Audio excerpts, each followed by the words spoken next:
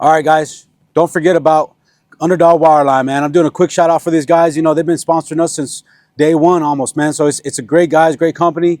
You know, if you need a logged, perf, you know, they do completion, open hole. They got they got drop guns, man. They got lay down machines. They got all kinds of stuff, dude. So check them out. Don't forget, I'm gonna put the number up right here.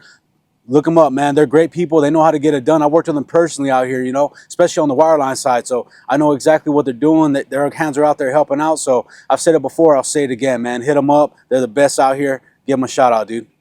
Hey, what's up, everybody? Patch Boys again, here to announce yet another sponsor, Branded 14 Hot Shot Services LLC. They offer hot shot work, ESP spooling, ESP technician service, and heavy hauling with semis. These guys are local. They're helping us out, so we want to help them out. Go give them a call at 432-638-1755. All the other information we're going to put right down here, so you guys can give them a call, send them an email, however you need to get in contact with them. We appreciate it. Hey, what's up, everybody? Patch Boys back again. We got a very special guest today, man.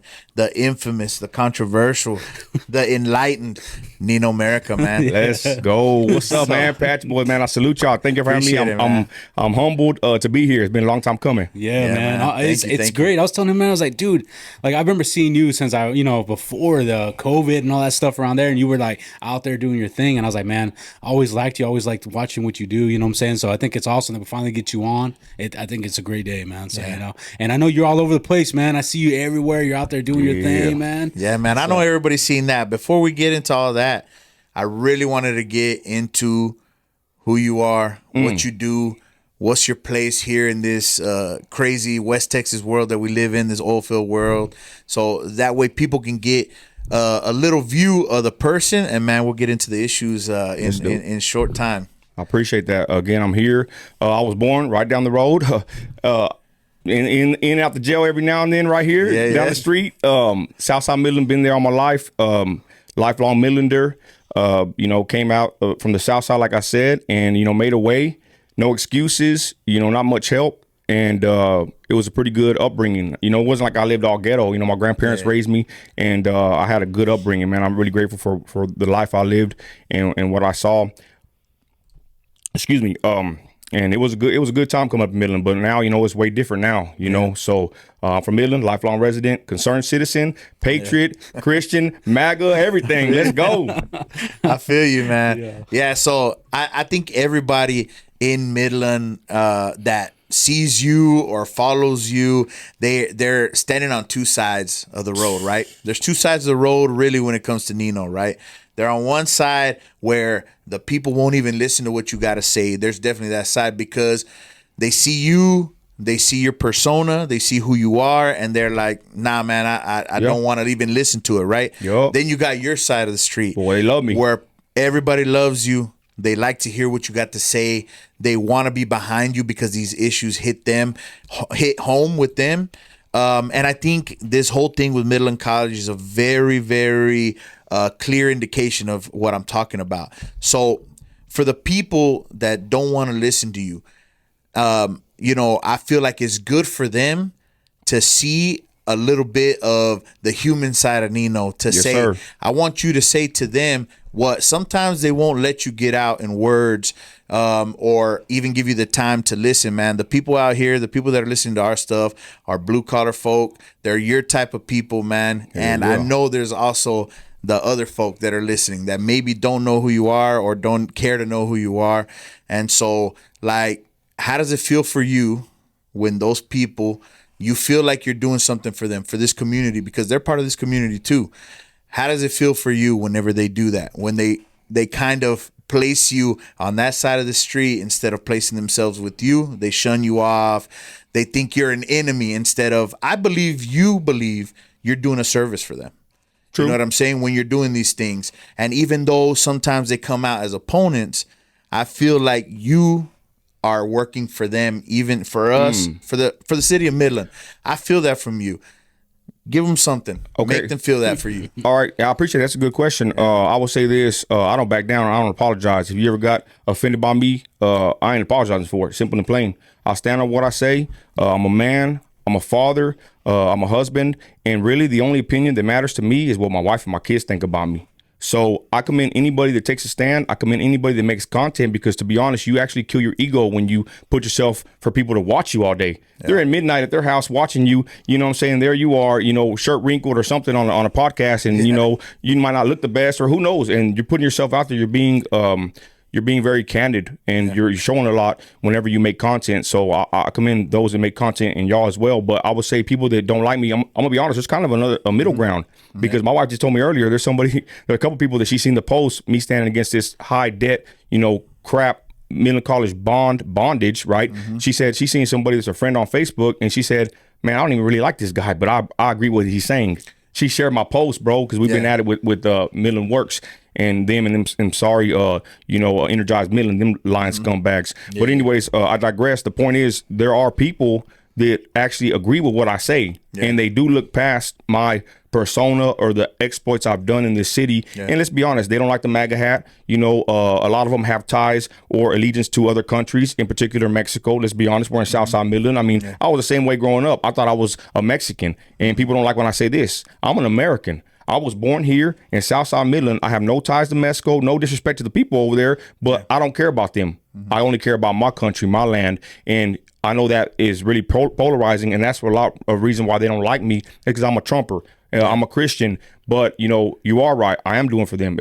But honestly, I honestly don't think about them. Because I don't sit here and just like hate on them, but at the same time, I'm doing for all the citizens in Midland, because these taxes and these bonds are going to put a tighter grip on our pockets for everybody. It don't matter who you are, don't matter if you're a Christian, an atheist, a rainbow, whatever. This tax is going to increase upon all of us. And if we don't stand up now, y'all, they're going to keep doing this. They've already done it time and time with the bonds over and over again. So back to your question, you know, people that don't like me, I would ask that they at least check me out if they want. If not, I'm not apologizing for it at all. But at the same time, the issues I speak about this city, it's not like I want, you know, perverts, you know, reading to your kids at the library. It's not like I want these deviants being around our kids, or even in public squares, you know, where our kids can be influenced by them. I'm doing things that I think are morally correct for the city of Midland, especially with the budget and the numbers and the money, because we're coming across a lot of stuff with Midland as far as where our tax money's going. And it's crazy. We work in the oil field. People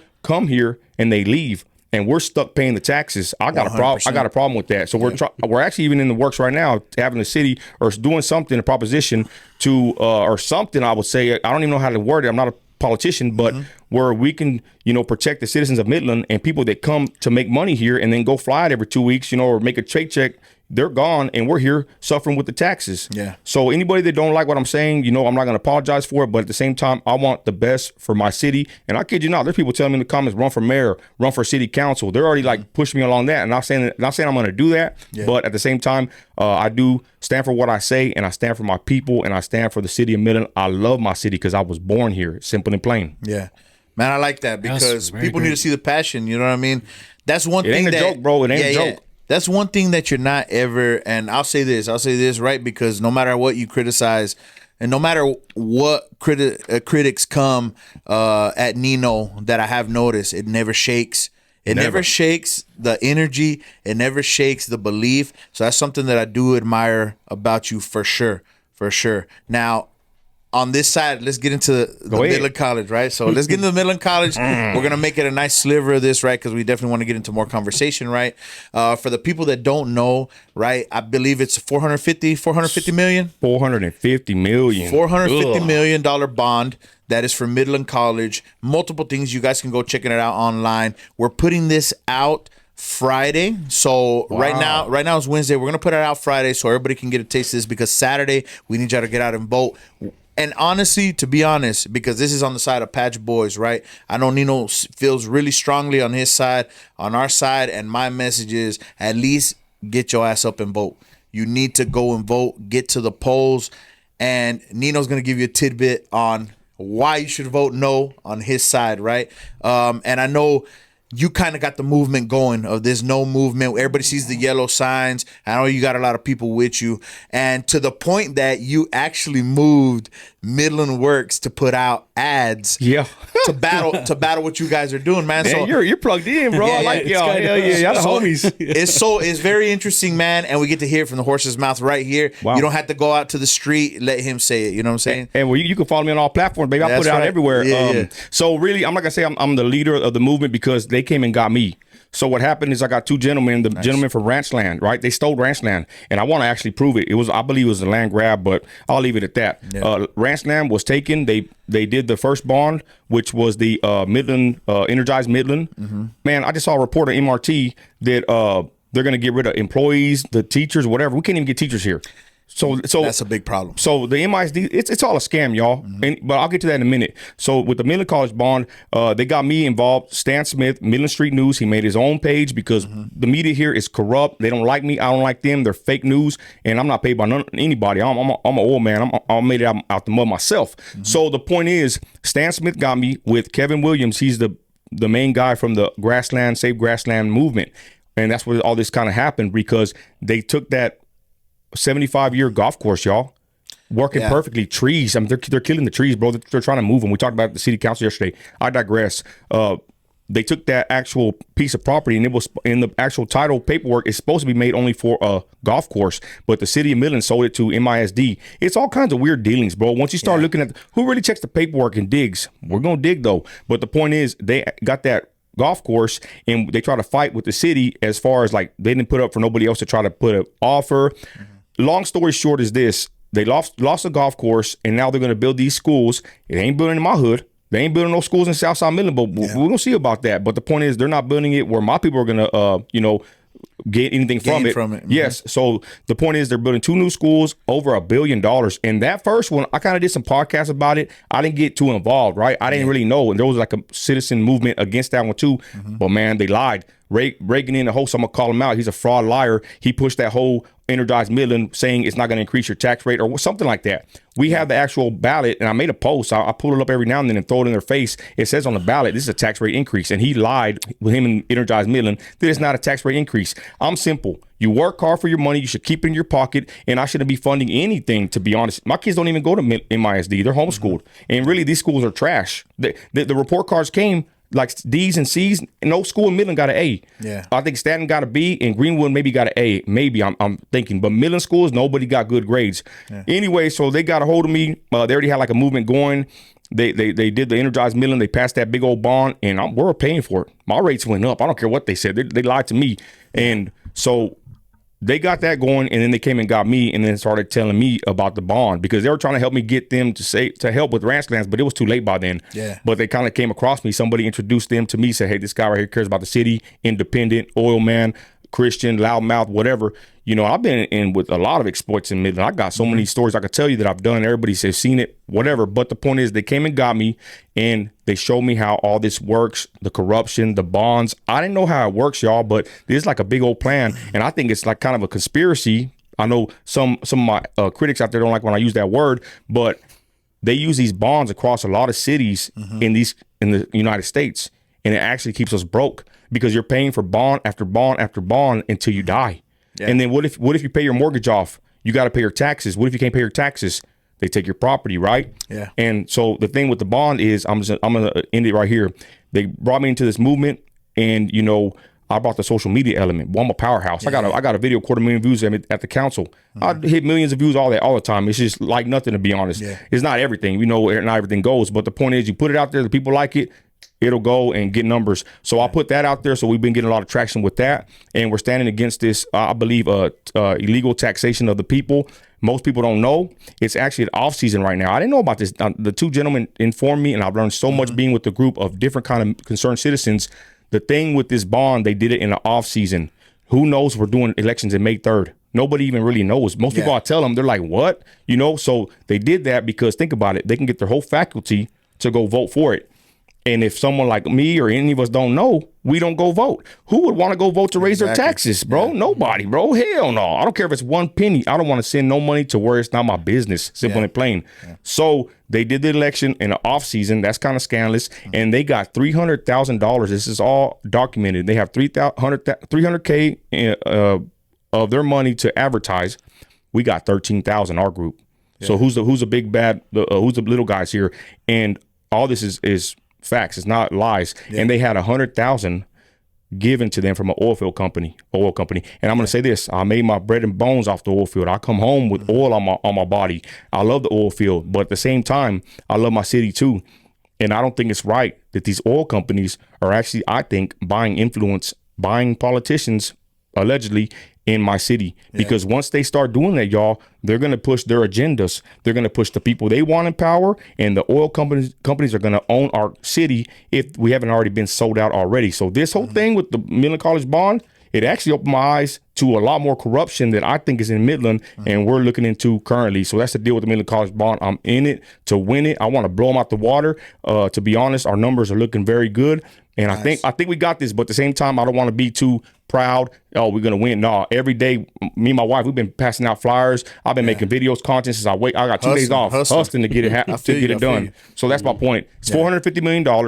They want us to pay for new buildings, and we went in toward it. Put it on my YouTube. It's a dead, empty campus. Yeah, I saw the numbers are out there. I'm gonna drop the video tonight. Dr. Dotson, he did the numbers. It's only like, I forgot how many hundred people even go there because they do online classes. So to me, it's just a big old sham. At the end of the day, it's not worth it. It's gonna raise our property tax values, or our property taxes that we pay every year. It's gonna affect us for 30 to 40 years. And once the interest is set in, responsible spenders know about interest. It's gonna be $1.1 billion. Yeah, it's gonna be pretty insane. Dang. I looked at the numbers before we were getting over here, and I will say to play devil's advocate here, if you go and you look at how the money's gonna be distributed, if you go and look, it's very understandable if something wants to get done and you want to do a conversion of the existing building that you have now. But they're not just doing conversion. They're doing additions, right? They're paying for maintenance. They're paying to redo the buildings that are already standing. So whenever we're talking about additions, that's not it. That's not all of it. So if you go look on how it's laid out, some of the figures to what they're gonna do is pretty ridiculous. I believe it's like $43.5 million to maintenance and reconditioning, which is a ridiculous fucking amount, right? $43 million to reconditioning and shit. I still remember the bond, which we learned when we were going through the whole last bond, right? Yeah, okay. And we learned through the bond previous to that. So 2 bonds ago. Previous to that, they never even finished the fucking maintenance on the schools before now they're going to build new schools. So very much as I play devil's advocate for some of this, right? Because of course we do want our kids to have a good place to go. We do want teachers to be able to come and teach, good teachers. And I say this on the side of family because my sister's coming down here. She's going to be a counselor. And she's coming from a place where education is pushed really hard. And in Austin, even though it's extremely liberal in Austin, as we know now, right? I got stories. But in Austin, for example, her school, I see the teachers there, and they're really in tune. They're not overworked. They're not underpaid. They're not to those degrees. And I feel like that's what we are here. They're overworked. They're underpaid. They don't want to. We used to have, when we were kids, and I don't know how you feel about this, man, but when we were kids, I remember having a bunch of teachers that had years and years of tenure. Oh, Miss Yarbrough. Yeah, man. Like, we had teachers that we knew, hey, so-and-so had you, a friend of mine, or a cousin or something, right? Bro, and you had these people who were in the community, we're in the schools. You don't see that anymore. No, that's true. Now the teachers are cycling. It's and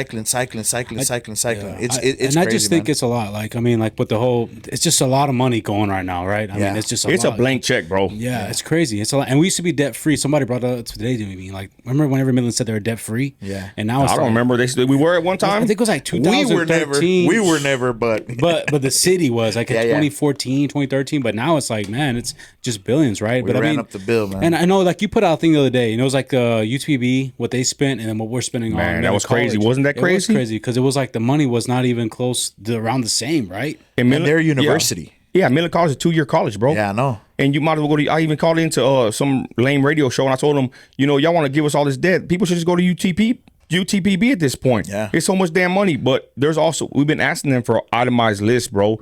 And we went to the first meeting right here at the Cogdale Center, and I know when they saw me walk in, they saw us walk in, they said, damn, we got the opposition. They didn't, that's not good for them, right? For them to see, hey, there's like a movement against us now, here they are. And then if they know who I am, I don't make a small stir, brother. It's going to go up. So we go to the first meeting, one of the first meetings, and they have on the screen how much it's going to cost. And then one of the smart people I'm with, right, you know, accountants, and, you know, these are regular people. They're not wealthy by any means at all. But they say, where's the itemized breakdown of that? They didn't even have that, bro, to the community, and they're giving these community lectures or whatever presentations. So they come out with a itemized list, and it's still not good. I mean, they want to pay $3.5 million to irrigation and landscaping, bro. $30 million to renovate some welcome center. It's going to take $200,000 to $300,000 to renovate one dorm. That's what they're cost. That's not the regular cost for a regular university. And I'm telling you, the numbers, I'm fixing to drop the video tonight. Dr. Dotson spoke last night. This clip is going to have a lot of information. Y'all check it out when y'all get the chance. And he talks about how many administrative people there are compared to students. This does not make sense with the numbers. This is hogwash, to be completely honest. Yeah. Man, I feel like we go all day on this. It's a lot, man. When your eyes open, bro, when your eyes open, you can't see nothing else. And to be honest, you can play the devil's advocate, but we got to call a spade a spade. True. This is a lot of freaking debt. And they try to say, everything, they're watching me. Everything that we post, they come out, and then you can tell us why I think we're winning, because they're like, well, we got to correct this lie. They're playing defense or whatever. Yeah. And they said that it's going to only be around 15. They use these words, right? You know, the Bible's clear. Your word is your word. That's why I got here at the time I said I was going to come. You know, I didn't come a minute later. But anyways, they say on there, it's only around $15 a month. I said, damn, that's eggs or that's milk. You know what I'm saying? If somebody comes to my house and steals $20 freaking dollars from my damn counter, I might have a big problem with that. You know what I mean? And they act like $15 is not a lot of money. It's for 40 years. And then in the actual bond paperwork, it states that they can raise the rate. You know, I forgot exactly how it's worded, but they say it that they can raise the rate in order to pay off the debt. So it could be $100 a month. They don't put, like I said, words mean something, especially in a contract, in a bond. Absolutely. They can say whatever they want on a Facebook post, but what matters is the actual contract and the wording there. And they said they can actually raise the rate, raise the payment in order to pay the bond sufficient of. I forgot how they said it, something like that. So it could be 15 now. What about if your house goes up when Costco comes in and you're going to pay $50 a month? You know, extra, because I want to say this before we move on. The thing about the bonds is you don't pay attention because it's in your mortgage. Okay, it's in your mortgage payment. Yeah. You know, I don't know how y'all are. I'm pretty sure y'all the same way as me. I've been balling for a long time in the oil field. You know, not saying that I'm rich by any means at all, but when you work so hard, you start accumulating your funds. I don't look at what nothing costs no more. I started paying attention after when Biden came in there, because it got kind of tough shaky there. Yeah. But I'm saying my wife pays a mortgage. I ain't really tripping. But she started telling me, hey, our mortgage is going up. More little by little, I started paying attention. Like, what the hell? Yeah. So all you oil men out there that make a lot of money, you need to start paying attention on your finances, because my wife handles everything. I work. She ain't worked in 15 years. But the point is, she's looking at the numbers, and then Stan Smith showed me my property. Everybody's property is listed on the MCAD or MCUD website. You can look it up where you pay your property taxes. When he showed me at the very bottom all the bonds I'm paying, bro, I made a post and I put Ring, on blast too. I put his picture on there and everything because it's all factual. Yeah. I'm paying like 3 or 4 bonds plus the city, whatever. It adds up to $3,000 to $4,000 a year, bro. I said, I can invest this in a mutual fund, a long time retirement account, IRA or something, and become a millionaire. The way I show my kids investing and working hard, and I got pissed. I said, my kids don't go to MISD. In other words, when you start looking into this and you see that they are taxing you, and you see what you're getting taxed for on your actual property, whatever, your paperwork, it will open your eyes. That's what I'm saying. Once I've seen this, we're all in, because this is not right. It's gonna affect us, bro. And my parents are 65, bro. They're on a fixed income. They paid their house off. Yeah. It ain't right for them. But the taxes ain't paid off. And it's also like the people that been here before the boom. Like they had to deal with that price hike, and you know, back in the day, whenever 2011 or 2014 when it jumped up, you know what I mean, 2015. So I feel bad for them, and if it's gonna raise even higher, man, you know, and my mortgage did go up. I mean, I noticed that. So did mine. Mine went up too, like absolutely. like $80, $60, but still, I was like, what the hell? I don't want to pay that extra money, you know. And I said on my post, it went viral. The $250,000. I gave a verse when I first started the actual speech I made. I'm a Christian, straight up. But the point is, I gave a verse from, I think it was, I don't want to misquote, but it said, talking about the flood. And a lot of guys, it went over their head. But the Bible says the word of God goes forward and never returns void. Ain't no blank check, baby. That word's going to go out and do its thing. But I said, basically, to summarize it, people in the days of Noah were eating, marrying, you know, drinking. They were just living life like nothing. Then the flood came. See what I'm saying? And I gave that warning to them. And that just basically means, what about when oil, you know, we get a damn bust? Well, them taxes ain't gonna stop. Everybody's gonna leave here, and we're stuck here. They live here, and we're gonna pay these freaking bonds and taxes. That's a very good They don't point. think about that part. That's why I gave that kind of a prophetic verse to the council. And then what do you know, y'all? On the weekend, somebody gets shot at the church. You know what I'm saying? I said that Midland has problems. We got a lot of problems in this city, but they want to sit here and put us in debt for a college that I don't even go to, bro. Don't make no damn sense. Yeah, that's for sure. It's a lot. It's a lot, man, for sure. And it's crazy because, like you said, it's a lot of information that a lot of us didn't get. And the only thing we get is these little cards on to vote for it, but we don't get much of anything else. You know what I'm And saying? it hits really late. You know what I mean? It's for us. It hits us really late, and we got like shit. We got 2 weeks, 3 weeks to put this out and to try to help the people decide. You know what I mean? I'm a big advocate for voting, and if you want to get your voice heard, you got to be in that ballot. You know what I'm saying? And I don't. For anybody who's like, oh yeah, you guys are pushing propaganda or all this shit. This is nothing but truth, man. It's nothing but truth. Look it up. And you guys can go, like I said, go look it up. It has its own fucking website, right? They have their own website where they're outlining all this shit beautiful and nicely done and all this shit.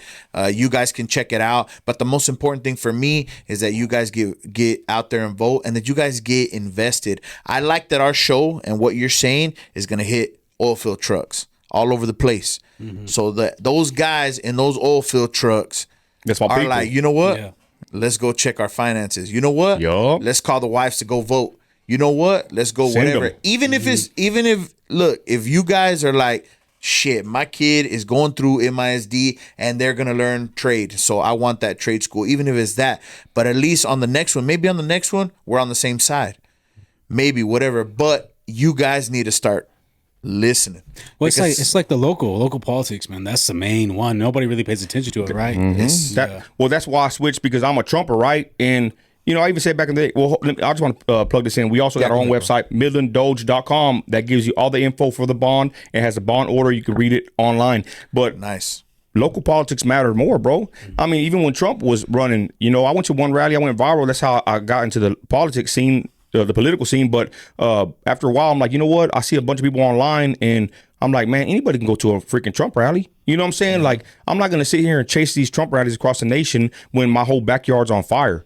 So I got involved, you know, being a Trumper. Then they kind of got me into the political scene with certain groups, Hispanic, you know, political groups, which I'm not for none of that. I think that's identity politics. That's why I left these groups. I'm just an American, simple and plain. Hey everybody, Patch Boys here.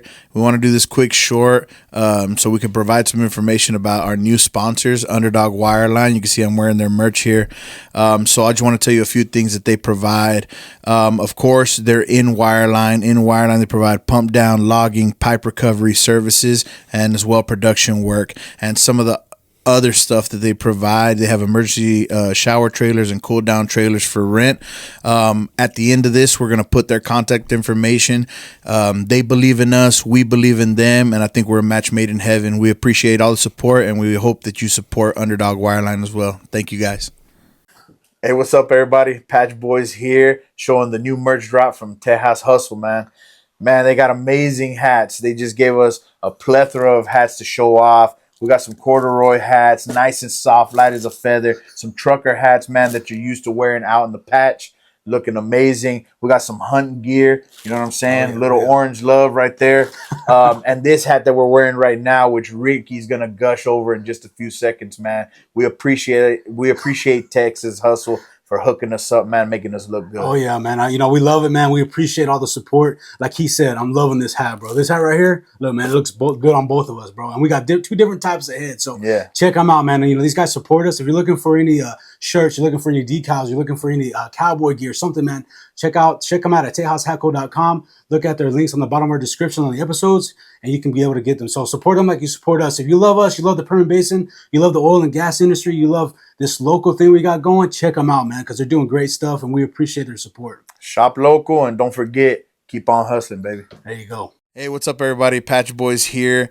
Blessed again to be announcing another sponsor for us. This one's going to be Titan. They're running out of crane. They're real close to me. It's family. So we want you guys to support them like they support us, right? So they're running out of crane. If you want to get in contact with them, it's 432-307-1960. Some of the stuff that they offer right now, if they have rustabout maintenance crews, trash trailers, porta potties, combo trailers, forklifts, and they're adding more stuff every single day. So if you guys want to support them so they can continue to support us and give you all the content that you want, go ahead and give them a call. Thank you. All right, guys, check out this sponsor, Branded 14 Hot Shot Service. All right, they do any type of hot shot work you need. I'm talking any type. They even do ESP spooling. They do ASP tech service. So, you've probably seen them run around in and out the field. Check these guys out. They're good guys, man. Give them a shout out. I'm going to put the number right over here, and give them a call if you need anything, man. But the point is, I was involved a lot with national politics, and then I started looking at my city, and it all starts here. There's a swamp in Midland, y'all, and it's not hard to see, and it's not hard to believe. It's just it's typical. People are going to get power, positions of power, and then they're going to become corrupt sooner or later. And God forbid, I hope they don't, but that's usually what happens. The phrase about absolute power, it corrupts absolutely. So there's a swamp here, there's problems here, and I've been focusing my attention on my city for the last couple of years. And I'm a Trumper, amen, but at the same time, I'm a Christian, I'm an American citizen, I'm a tax-paying citizen of Midland, Texas, and I care about my community. That's why I've focused my all my energy to my city, my area, West Texas. Yeah. So having this platform that you got now, right? Obviously, it's been a few years, kind of rolling and everything. You said they came for you. They came for you. They asked you to help with this. They showed you some things. They opened your eyes to it. So now, is this what happens on a typical issue for Nino America? Are people going out and maybe you haven't seen it, but somebody or somebody that thinks you can make a difference come out? Do you pick and choose? Do you it's only certain things that you get involved in? Or do you, how involved do you want to get actually, right? Because I know you're involved in some of these things, right? But how involved do you want to get? Do you want to be involved on every bond that comes out, or just the ones that you feel hit home? Or hit your home, or what goes through your mind when they're asking you to participate? Bro, I don't want to do none of this. I'm a lazy hard worker. I work my ass off in the oil field. I get home, I'm on the couch with my wife, my dogs, and we're laid up. You already know how it is, baby. I'm trying to take a nap, baby. I don't want to do none of this, bro, to be honest. But I'm not gonna sit there and say, oh, if nobody does it, I'll do it. I ain't gonna play that role. I'm gonna keep it real. I don't want to do this. Since the minute I wake up, bro, I'm checking, I'm posting, I'm running around my wife delivering signs. You know what I'm saying?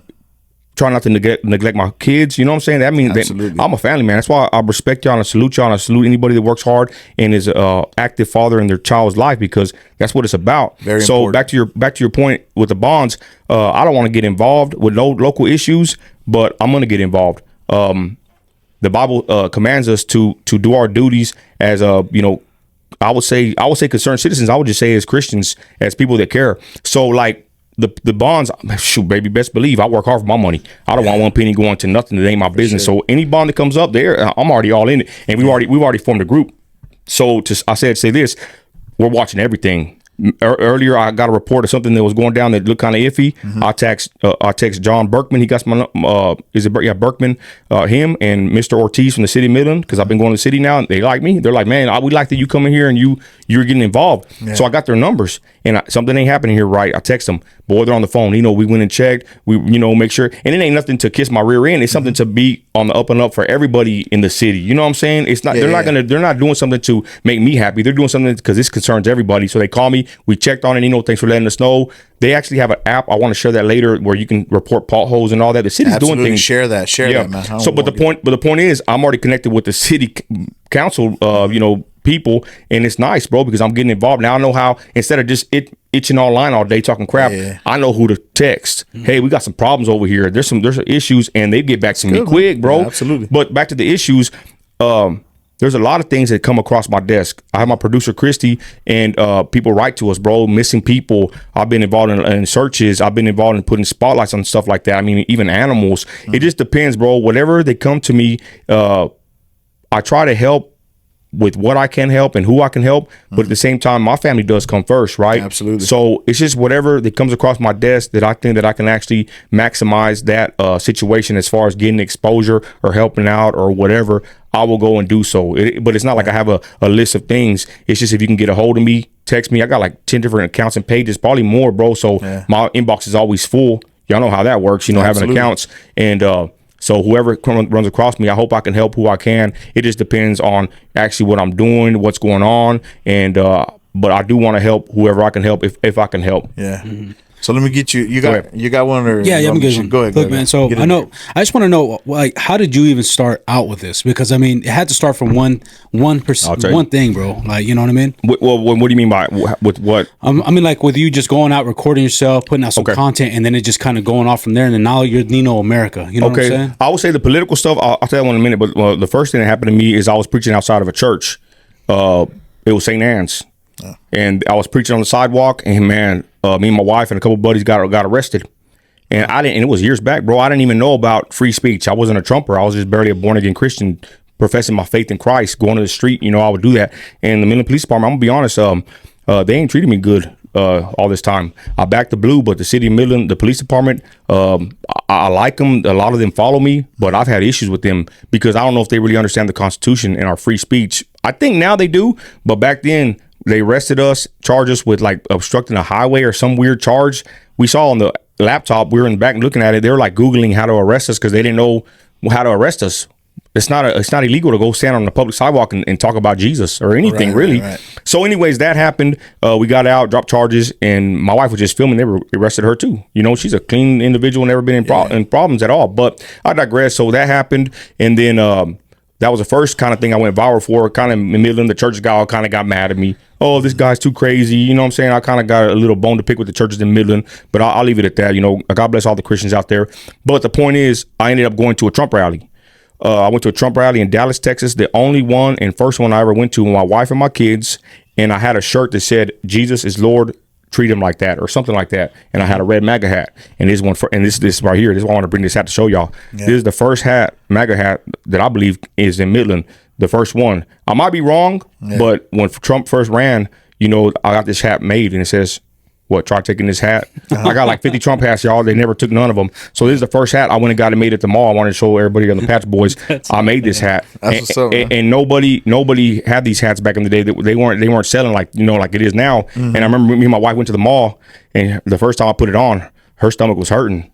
You know what I'm saying? Because it's something to wear a MAGA hat in public. At that point, it was definitely something. Yep, and I do remember because I remember at the time when they had that rally, and I was just at the mall. I wasn't there for any rally. You were the kind of like the competing rally that came in because it was an opposition, BLM. Right? Yeah. So they were having one, and I remember that because I was sitting out there, and I was like, "Who's coming in?" Because you were coming in your ride, but everybody already knew you were coming, right? You had flags rolling, you had everybody with you.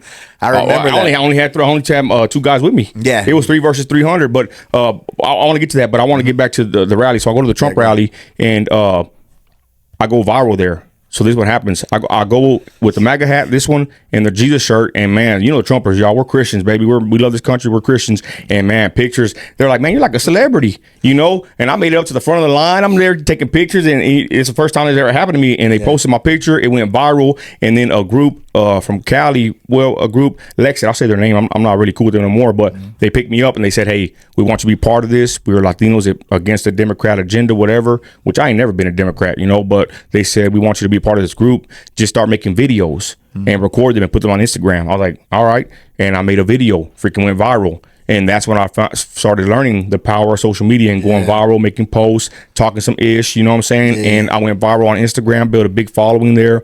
And then from that point on, I was just, you know, learning how to post content, make content. And then, like I said, from the church there, and I even went and protested against MRT for talking bad about Trump. I would just go, and that one I didn't even record it. They took a picture of me. So it's just that it's not that I try to post things to go viral. Yeah. I just do things and then I post them and it goes viral. It's a difference. You know, I'm not trying to go viral. It's just you already know how it works. You can't just make content go viral. It's what the people want. Right. So I'll go do exploits. The BLM situation, I went. That's whenever they had the whole burning down cities. I couldn't sleep then. Yeah, no, man, we remember that. It was crazy. Cities burning all over your feed, man. I'm like, this is crazy, man. And then let's be honest, for George Floyd, freaking dude was a no good, you know, piece of work, and I'll leave it at that. But the point is, they tore up all these cities, and we caught wind they were coming to Midland, right? So when I heard that, I said, screw it, I'm gonna go. And my wife, my whole hood was right there, my people and my wife, they're like all nervous. And I said, let's go. I got my big brother and I got a homeboy, and we went to the mall. And I remember we just pulled up and I had the American flag, Trump flag, and I said, hey, here come the Christians, you know, just loud. And MRT recorded he did a pretty good piece on me. And we just went up to the rally, and they were on the steps, which is kind of weird. Why is the mall gonna let them do that? You know, if it was us, I remember thinking that. And why a mall? Yeah. You know what I'm saying? Why a mall? And they were pounding on that wall. I remember I watched the lives the whole night. I remember seeing you out there, and they were pounding on it. And the sheriff's office, the cops were inside, weren't they? I mean, they were, because my brother-in-laws were both inside. Inside the mall? Yeah. Damn. Yeah, they were like in there waiting. So if they would have gone in, they would have came out or something like that. That's what my brother-in-law was doing. I know they made it to. I know they made it. They were moving. And they made it to I-20. Well, they were the loop. I'm sorry, but they were there because I remember they were pounding, and you could see the cop through the window. So they were in the mall, but on the food court. And that happened at the end. And I'm gonna be honest with that one. That was kind of a weird day because I was doing flag drops. I did a flag drop in my hood on the corner of Florida and Rankin 349. And me and my people were there, and I did a flag drop, live streaming it. And two white dudes walked up on us, bro, and they looked like they were bums. But now that I think about it, I'm like, man, these fools are feds, because they're like all like buff military looking dudes, but they dressed like bums. And one guy's drinking a beer 40 or something. He's all, you want something? I'm like, man, I'm a Christian, I ain't drinking that right here. But they're acting a certain way, bro. And I thought about that because I was at the mall earlier doing a flag drop. I was doing flag drops all over the city, and then I was like, that's kind of weird. And then they kind of knew what I was gonna do. I think this was kind of my idea. And then I go to the mall that night, and then right when I show up, bro, it's kind of crazy. Two dudes on two bikes, they went right in the middle of us, and they did a burnout, bro. And the police were kind of down the way. So I feel somehow the feds were watching or something. That's just what I'm thinking. I'm giving the story exclusive on Patch Boys. And them two dudes did the burnout. And I think that was a signal for the police to, hey, it's finna get turned up. And we stayed there for a couple hours. People started showing up from Midland. You know how it was. Everybody's watching on Facebook. Yeah, watching. They rolled bro. Through. Everybody rode through, and we're just standing. And at a certain point, I said, you know what? I saw the police, bro. They basically turned their back on me. I believe they backed them up. They stood backing up the protesters. And then I was like, you know what? This ain't right, because these fools started getting closer and closer to me and my people. And I already know you can't win against 100 people. You know, they're gonna whoop you down. So I told my people, let's roll. You know, we done stood here for a while, and when we took off, that's when they started trying to the mall, into the mall, and then they went to the street like idiots. They went on to the street. And that was what made it real, blew it up real. On they made a scene. And people try to say, "Oh, it was still peaceful," but it wasn't. They were I was not, bro. We saw I was there when the ruckus started. I was there when the ruckus started. And then when it started to get real shaky, like people would hit like mid-street and then come back, because y'all were standing on the other side. People would hit mid-street and come back, mid-street and come out. Like, man, at some point, these streets are going to merge, so I'm going to go ahead and head on to the house. And you know what? Me and my wife parked at that, the ice cream joint right across from Ross, and we were watching like them kind of get together, and then but then I remember seeing y'all live. When I got home, I saw y'all live. And I just started watching on my phone. I couldn't stop watching, bro. I was like, man, it was awesome. I'll tell you what, y'all, I'm telling you, when I go out, it's not, the Bible calls it not a small stir. When Paul went out there, he turned into some big maneuvers out there. I'll say this, same thing with the local politics. Y'all follow me, and if you can't go to these city town halls, I almost got arrested last night, because I was filming, and there's I don't really want to put nobody on blast, but a certain police officer saw me and was telling me like sit down. I'm like, this man's over here standing up too. You telling me to sit down? I said, you gonna arrest me in front of everybody? Mm-hmm. And he kind of turned up. And but I said to say this. I mean, I backed the blue and I I followed the law. But the point is, when I go out somewhere, something kind of pops off, and it ain't that I'm being antagonistic. It's just that I'm going somewhere where I know it's high emotion. Mm-hmm. I'm going to take a stand. Something's not right. So I say this. Anybody that's following or watching the Patch Boys here, check us out or check out my account when you get a chance. If you see me going to town halls or whatever, I encourage you to go. Not because I'm saying it's going to be crunk or whatever, because it is exciting. Everybody's talking about this right now with the college bond. Mm-hmm. But I say this. We should be involved in our city politics, bro. Yeah. Going all the way back down. The politics of the city actually matter more than anything else because this affects us the most. And I'm going to say this, it gets interesting. It's there's some drama, y'all, with the local politicians and the politics. And it's entertaining. It's draining, but entertaining. But you know what? I've learned a lot from you. I mean, just on little things like that come up in this town that nobody really knows. I'll catch up with you and I'm like, hey, this guy puts it out and I catch wind of it. You know what I'm saying? So I think the stuff you put out is pretty informative, man. No matter what, time, bro, no matter what way you look at it, right, left, whatever. If you don't like it or whether you like it, the information's there, man. And it's good. And it's accurate, bro. Like it's there. I try to be accurate, bro. Yeah. And I wanted to bring this up too, because when you brought that up, I remember you being at that Beto rally and they push you out or you got enough. Okay, I'll tell that story. Yeah, there's a whole video on it. Yeah, it's a great video, man. Bro, it went viral too. I told Ricky, bro, I said, man, I could talk for a long time. I did so many exploits, bro. So many things I've been a part of. And I'm going to address the clout chasers. They say, you're a clout chaser. Man, if you're on social media and you make one post, you're a clout chaser too. So quit calling me a clout chaser. You know what I'm saying? Don't get mad that I get paid for it and I'm good at it. But the point is, so the Beto thing, bro, I caught wind that he was coming. And you know what's kind of messed up? That's why I kind of don't like really doing too many events or when they call me out. Yeah. It's kind of what you said earlier, because sometimes they'll call me and they'll be like, Nino, someone's coming or whatever. I'm like, why don't you freaking go? Yeah. You want to see me go get arrested, huh? Yeah. You don't want to go take a stand. You want to tell me that. I kind of catch the vibe, bro. So I'll go when I want to go. I caught wind that Francis O'Rourke was coming to Midland, and he was at the MLK Center. And man, God bless my wife, bro. She don't want nothing to do with this. I'm pretty sure y'all wives are probably the same, because you can't be one of the same with your woman. I mean, to a certain degree you can, but you have to have some kind of a yin yang. Yeah, the anchor at home. You know what I mean? Exactly. My wife's not a consecrator. She ain't got no selfies. She ain't on social media like that. She creeps and watches, right, and responds or whatever. But she's not like me, a consecrator or whatever. But we went, and God bless her. I didn't have nobody to go with me. She's my cameraman. She's with me really. So we go in there, and I had the MAGA hat on. And boy, talk about the tolerant left, right? They ain't tolerant, bro. That's what they call them. Go look at the video. You can see it. I have it live streamed. Check this out. So I'm in there, and all of a sudden it erupts. I salute them. To this day, I don't know who it was, but there's a couple of Trumpers in there that would start talking crap to Beto. It was packed, bro, at the MLK, and they kicked them out. And then in the midst of them getting kicked out, they try to throw me in there because they're already yelling at me the whole time I'm in there, right? And I'm keeping my cool. I ain't dumb. I don't go to these events, bro. I'm not dumb. I don't go fight people, right, bro? I'm trying to get some content, baby. I'm trying to put the spotlight on something. Yeah. So you can hit me, whatever, spit on me. Not that I like it, but I'm keeping my composure because I'm there for a reason. I'm not there to fight you. You know what I'm saying? Yeah, I'm in Southside Midland. You want to run up Taylor Park? We can handle it. Whatever. You know what I'm saying? But when I go somewhere, I'm going for a reason, and I'm not gonna act a fool. So they're kicking them guys out. In the midst of them kicking them out, they try to get me in the bunch. Oh, take him too, take him. I'm like, no, I got my 2 phones. I'm live streaming. I said, no, baby. I said, I'm not doing nothing illegal. This is a public forum. There's free speech. You can't arrest me. And I stood my ground, bro. And they were trying to put their hands on me, kick me out. I'm with 2 phones. I had the proof, bro. Yeah. And then they kicked them out, and then they kicked my wife out, bro. And she ain't really like me on that aspect, bro. She's like talking and throwing phones, and they kick her out. I'm like, what do I do? Do I go with my wife or whatever? I'm like, man, I got to get the content. You know what I'm saying? She's right there, and she's good. She's tough. But the point is, they kick her out, and it's funny because they did a release and they showed her getting kicked out, but thankfully they didn't show her face. She was all embarrassed. God bless my wife, bro. And then I love my wife, but so I'm in there just with my phones and I'm laughing at them like, yeah, you try to get me out of here, and they're all mad, bro. The freaking Beto lovers, and then so I'm in there just filming him. Beto's all, yeah, I'll let you talk in a minute. I'm like, I appreciate that, Beto. I just want to talk, ask you questions. You know what I'm saying, bro? And then he's like, cool. He let me stay, bro. And then so what happens, all of a sudden I'm just live streaming, laughing, snickering at the Beto lovers, pissing them off because they can't kick me out, bro. I'm not doing nothing wrong. And all of a sudden, bro, put that down, sir.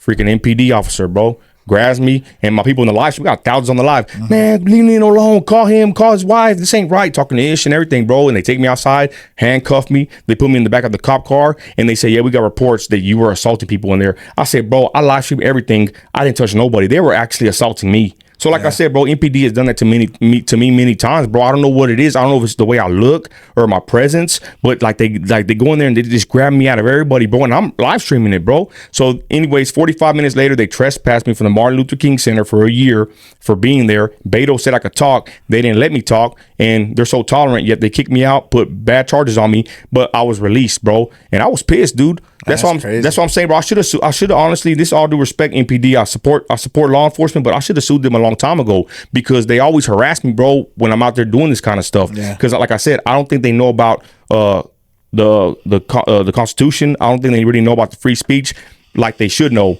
But I think they've already kind of learned in the last couple of years or so. I think they've already kind of gotten hip to it. You can't just arrest somebody for filming, bro, or whatever. Well, I think the nation, right? Yeah, I think exactly. There's been such a surge that I think the nation is kind of just catching up. I mean, people like us that never thought we'd get involved in anything social media, here we are. You know what I mean? So, and it's crazy, man. I do hear that a lot about the clout chasing. So I wanted to revisit that. You know, go ahead. So everybody that's saying that you're a clout chaser and all that, you just said you really don't want to be involved in all the political stuff and all that. So my question is, let's say if Nino was such a clout chaser, right, like they say, what would Nino be doing if it wasn't about the political run, it wasn't about Trump, it wasn't about nothing? Do you think you'd still be involved in social media, or is this kind of like your forte? Your forte is the political side, like that. Or you think your persona is still the same persona, with or without Trump, with or without where you started? You think your persona would already still made it into social media without that having happened? What you think? Maybe or maybe not, because I was against phones, bro. Yeah. A long time ago, I didn't want my kids to have. My daughter didn't have a phone until she was like 16, probably.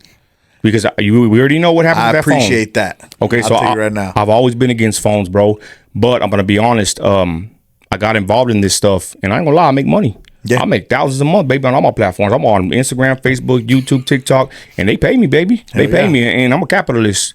And once I started getting paid, I was like, hell yeah, let's do it. And like I said earlier, I've learned to have a system to where I post it, it goes, I make my money every day. Move the needle. I move the needle. Hey, there's a message put out there. You ain't got to like it. Sure. Basically, I learned to survive in West Texas, and I've learned to take that mindset of being successful in the oil fields, and I put that into the content creation. Okay. So would I still be the person online? I'm not too sure, but I will say this, because ever since I was 13, I was hated. Yeah. You know, I walk in the room, go into the school. I went to lead freshman the first day. I was already in the outside, finna get into a fight with some dude trying to act like he's gonna, punk me. You know what I'm saying? I've always had, and not that I was trying to be tough, but I don't know if it's just the way I look, bro, or my aura, but I've always had like a spotlight on me somehow, bro. So you know what I'm saying? They say I'm a clout chaser or whatever. You know what? I don't know what it is. I just know that when I enter a room, when I go to the restaurant, when I go anywhere, man, they're already looking. You know, I don't know. It's just how the presence. I don't know what, but especially with social media, especially with TikTok, I go everywhere, bro.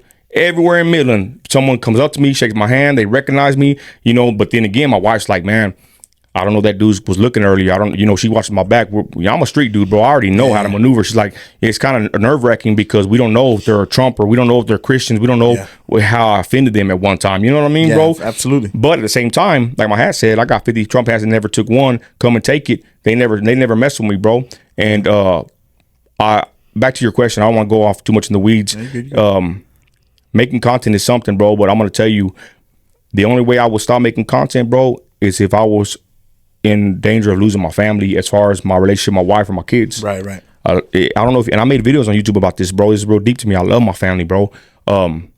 Anybody listening, don't lose your family for this content. Don't lose your family for the money, the fame, clout, none of that. It ain't worth it. Watching it or making it. Whatever it is, don't lose it for any reason, to be honest, but in particular the content, because I'd say this, I will give it all up, bro, for my wife.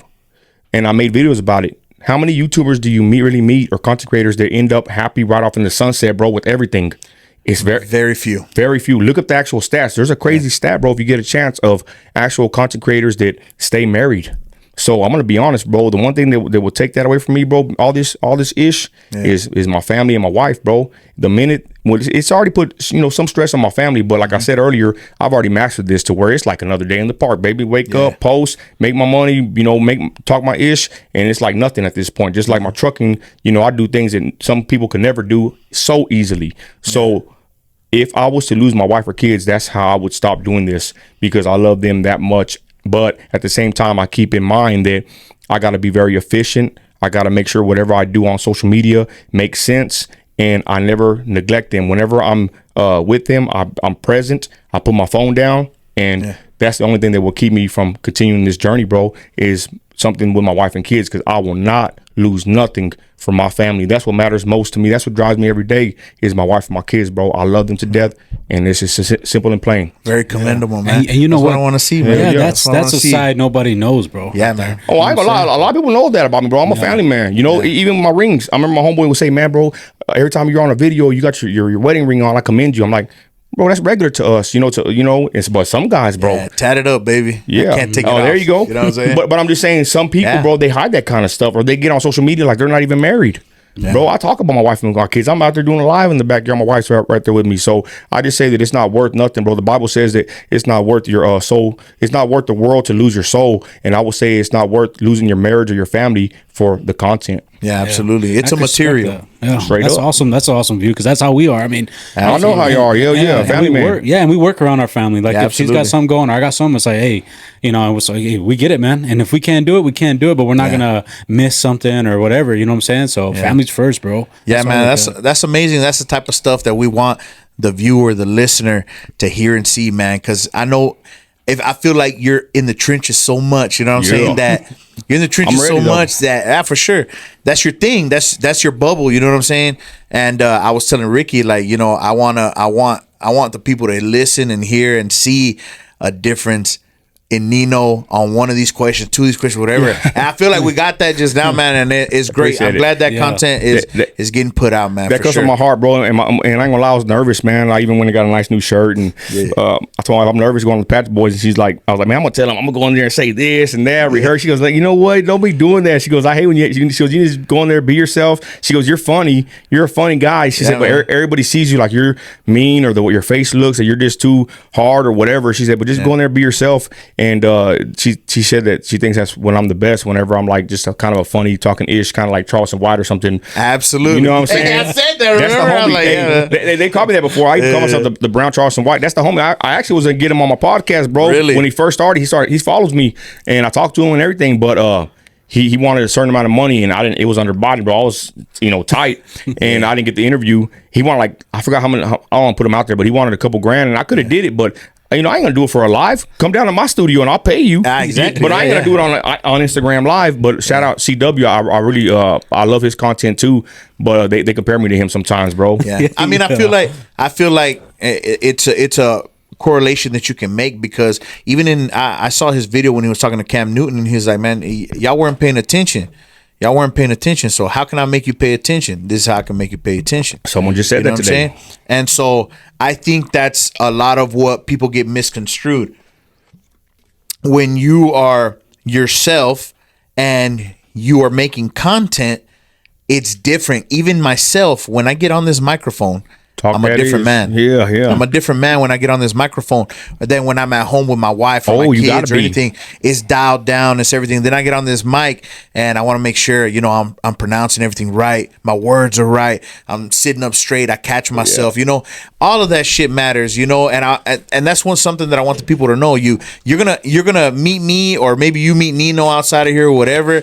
Like it's not gonna be the same persona you have seen in the trenches, man. He's having dinner with his wife and his kids or something. Like I think probably some people come up to you expecting the Nino that's out there, picketing or whatever. You know what I'm saying? I'm gonna tell you, bro. I came across one this last couple of days, but I knew he was kind of a hater. Yeah. And I told my office how he probably thought he was gonna run up on me and I'm gonna lay down or whatever. But just because I'm a Christian, bro, don't mean I'm a financial or a spiritual doormat. Yeah. You're not gonna play with me, bro. You know what I'm saying? And not to try to be a tough guy, but at the same time, I protect my family and I watch everything. So when I'm out in public, bro, I sit in the corner. My wife already knows where to go sit in the restaurant. I'm in the corner. I'm watching everything. Because like I said, I'm from Southside Midland. I've been in the trenches. I've been hated since I was 13, bro. Yeah. So me being against a big old mob of people, I'm already used to it. But at the same time, you know, I don't want to live my life, you know, always on my toes like that or even aggressive.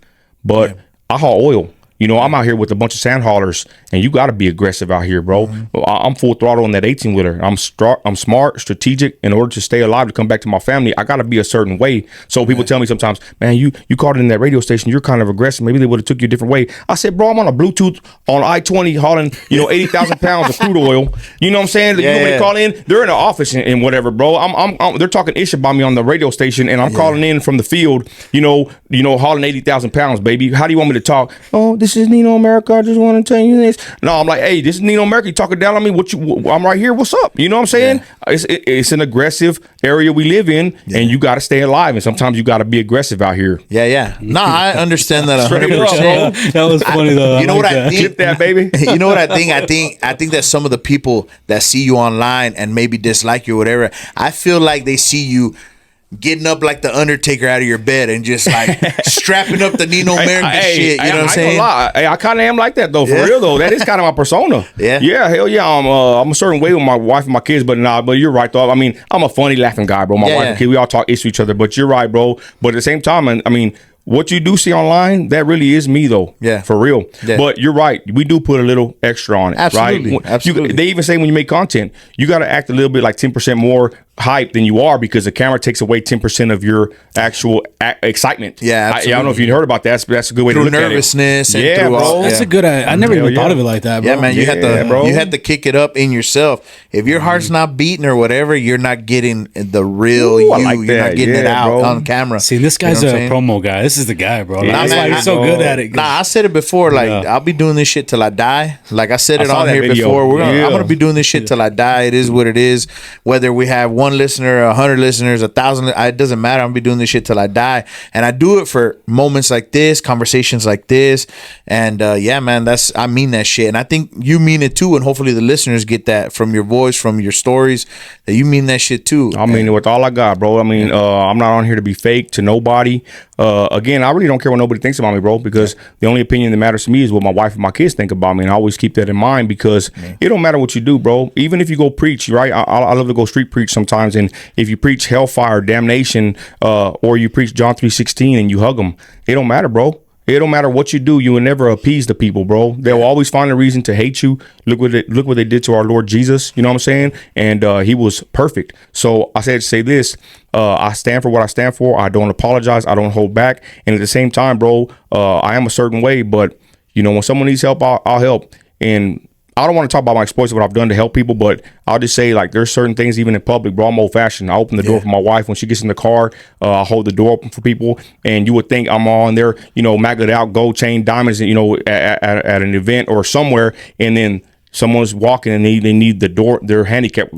Boy, I'm old fashioned, bro. I'm there. Help. Can I help you to your car? You know what I'm saying? And they're like, man, bless you. But I don't say that to get any shine. I'm just saying sometimes you can judge somebody by how they look, but then you don't even know they have a servant's heart. Even though I have this exterior and I look a certain way, I actually want to serve, right? And maybe that is my calling in life, because even my wife says, she goes, man, I think one day you can be a pastor. I said, if God wants, maybe I will be a pastor. Say, hey, man, maybe you should run for mayor. I said, well, God wants, if I can, you know, ball hard enough and get out of debt and not have, you know, have some money, maybe I can one day. But, you know, I think I do have a servant's heart, and I do want to help people. I want the best for people in my community, bro. That is for sure. Man, I like that, man. I like that.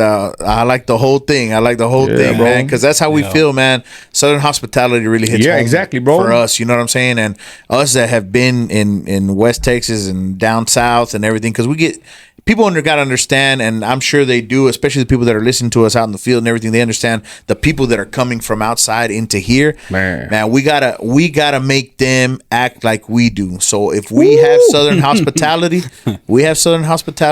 make it infectious. Because I see those people every day. If I'm somewhere, I don't care if it's 30 motherfuckers in a line. I'm gonna hold that fucking door. Yup. Yeah. And the last one, I'll hand it off to you, bro. Yeah, my favorite is when somebody's like, "Oh, I forgot I'm in Texas." You know what I'm saying? Like my son, absolutely. when he opens the door, like, "Oh, I forgot." You know. But let's be honest. How about when I'll kind of figure this out too. Like, how about whenever you try to talk to people and they don't want to talk back, bro? You notice that? I'm like, damn, I don't want to have no small talk no more. Like, I like to talk a lot, and I'm like trying to talk to the cashier, but then I start thinking, damn, they saw one of my videos, they don't like me? You know what I'm saying, bro? I'm like, damn, what is it? But my wife said, no, that's how people are nowadays. A lot of people don't want to talk, and it makes me not want to talk because I try to go out to the store and have small talk. I'm old fashioned, Southside Midland. You know, I was born here, and then you kind of run to people that.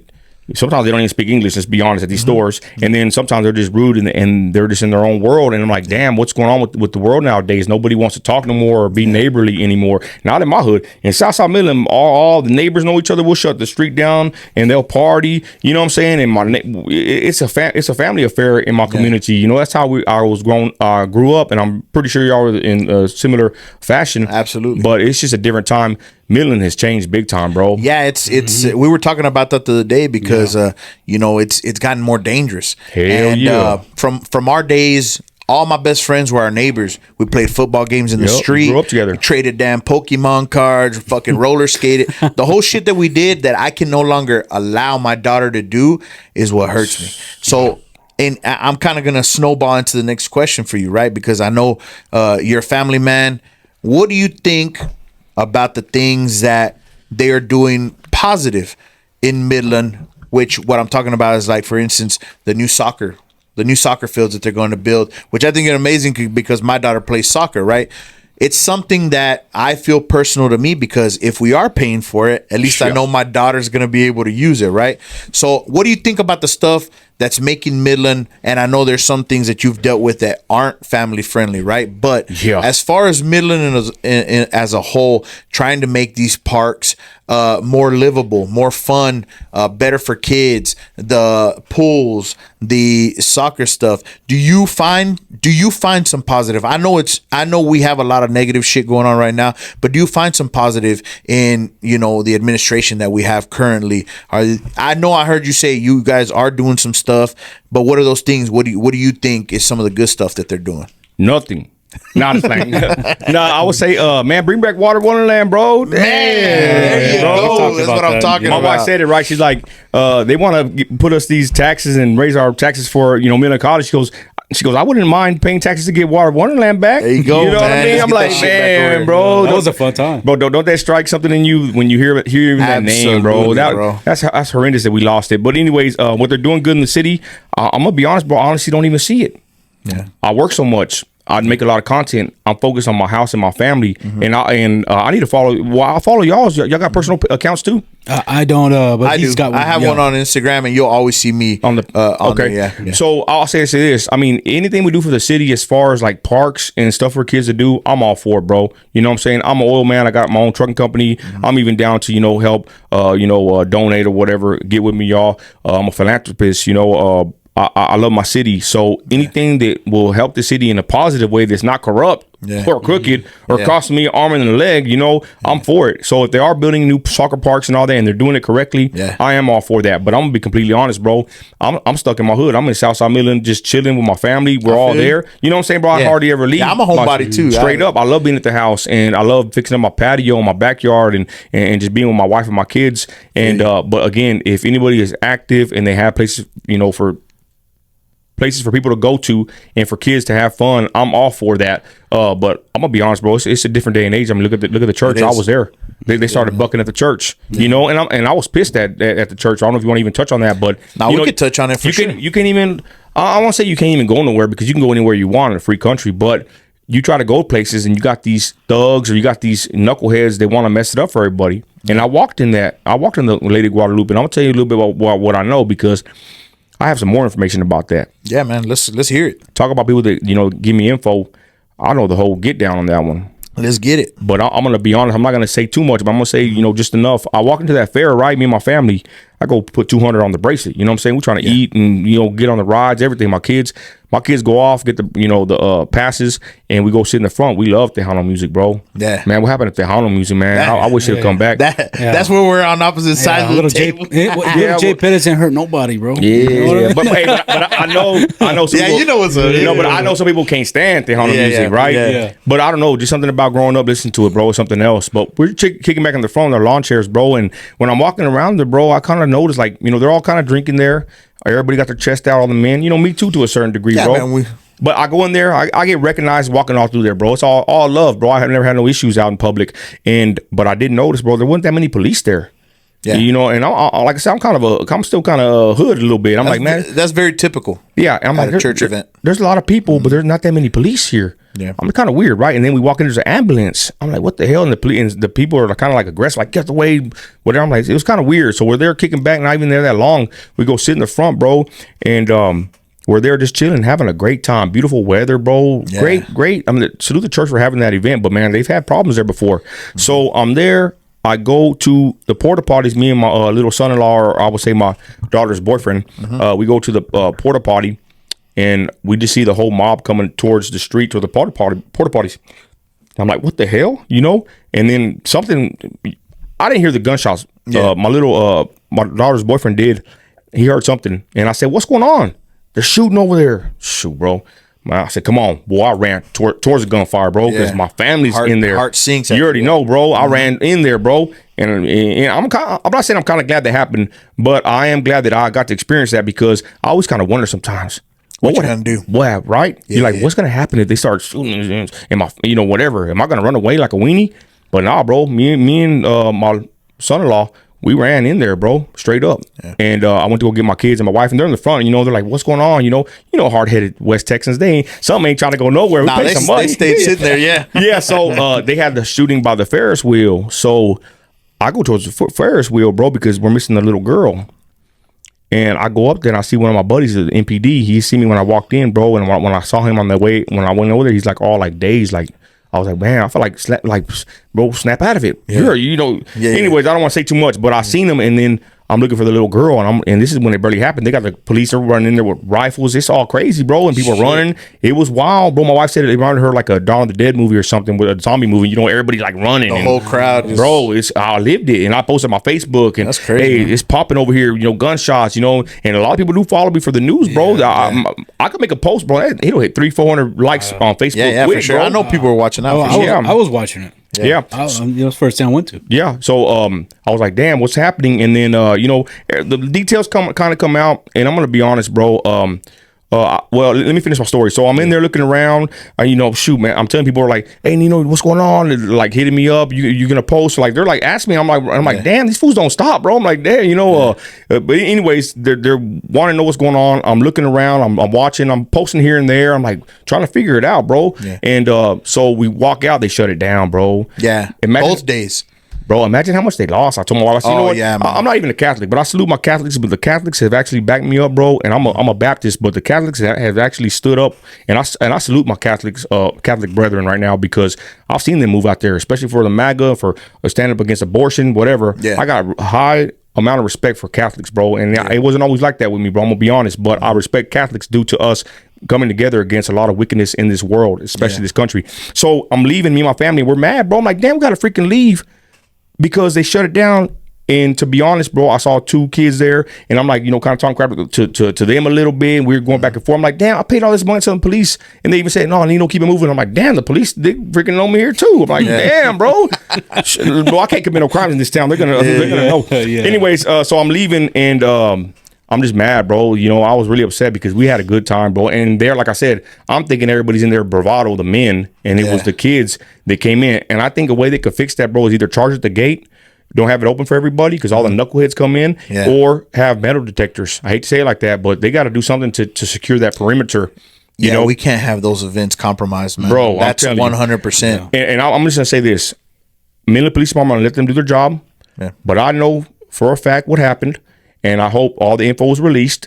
And there was a lot of people that got hit, stray bullets and grazing and all that. You know what I'm saying? And MPD needs to come out and make it right. And I do salute them. I think they did a good job handling it. But I think we do need to be informed as to the full story as to what happened, because The streets are talking. I didn't know it was A lot that of us heavy, know. dude. I'm not gonna lie to you. It's crazy, bro. What they reported was kind of light. They reported that it got canceled. They reported there were shots fired. Someone was apprehended, and then but it was really light after that. There was nothing It's heavy. kinda weird, right, bro? I feel it. Maybe for investigation, we're gonna give them the benefit of the doubt. We'll see. And I'm not gonna lie, I kind of made a video saying what my niece had seen, but I took it down within 30 minutes to 40 minutes because I don't want to be putting anything out there. Because I'm telling you, sometimes I post something, bro, 5,000, 10,000 views. I'm like, there's power in our posting. We gotta be very responsible with what we do with the content. So my niece saw it, bro. Yeah. And if the police want to come talk to her, they can come talk to her. But they already know. They already know what happened. But I digress. So we leave there, bro. I'm pissed off, whatever. And then all this stuff comes out about it. But I'm just saying, we have problems in the city where you try to go somewhere and have a good time, and then it gets something like that happens. But it was a wild night, bro, to say the least. And I was there. And back to them losing money. Think about their first day and the second day's canceled or whatever. They lost probably what, 100K. Who knows how much they lost, bro? And I do feel bad about them losing it. It's a sad situation, bro. And I think we do get at these events. We do get real comfortable. That's why you don't see that. That's why you don't see that kind of a presence. You know what I mean? We get real comfortable, but it's like at some some point, point, bro. and we're like, at some point, it's gonna make us susceptible to shit like this. You know what I mean? I'm never comfortable. Yeah, even if it's more money, I think some of the issue does fall on the side of the church because these cops are doing the private. These cops are doing private. Right, so these guys are doing this shit on the side. A lot of them do, right? I don't know exactly, and I won't speak on that because it's not 100%. I don't know 100%, but sound like you know the story. I know. I know that if I have a quinceañera or I have a wedding or whatever, as long as I pay, I can have 20 motherfucking cops in there because they're trying to make money. It's off duty. Exactly, bro. Exactly. Yeah. So hopefully the lesson learned here is, from that church to the rest of the churches, right? I'm a Catholic and I go to San Miguel. I'm a member of the San Miguel Church. And I know that if they're going to have their Jamaica and this just happened, somebody raise a hand and say, let's add 4 more cops than what we had before. Okay. You know what I mean?